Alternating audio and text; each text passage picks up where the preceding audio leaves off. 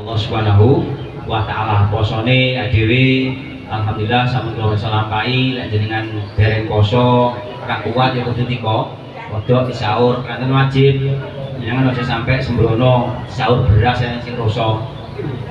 Buat iki dadi mokel ada 4 kriteria, ada sing kudu kodok normal awake dhewe, enek sing kudu dikodok terus bayar fidyah wong meteng nyusui anake, di samping mokel ya iso bayar kodok ya bayar beras.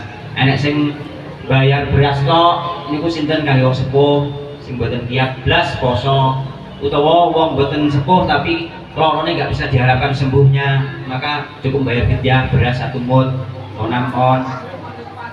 Halo? Nggak pasang, nek wis mboten kuat. Enek sing wajib, ora wajib kodok, ora wajib poso. Iki penak iki, belum ora. Nek purun yo wong gendeng iki. Wong gendeng, wong gila, wong pikun niku ora wajib kodok, ora wajib poso. Kita wong gendeng kok. Lah dhewe pengen dadi kuwi gendeng sik. Dadi ora wajib kodok, ora wajib nyaur. Lek wong sepuh mau wajib bayar fidyah. Fidyah tok, ngoten selagi tidak mampu. Jenengan nek pengen bayar fidyah dadi sepuh sik.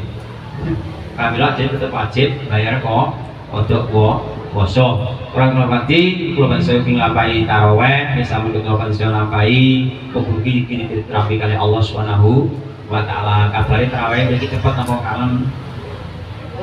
Belas cepet sing setengah. Sing cepat ya gitaran. Bismillahirrahmanirrahim. Alhamdulillahirrahmanirrahim. Maliki yaumiddin. Iyyaka na'budu wa iyyaka nasta'in. Allahu akbar. Allahu akbar. Bismillahirrahmanirrahim. Oh, wonten iku sok niku.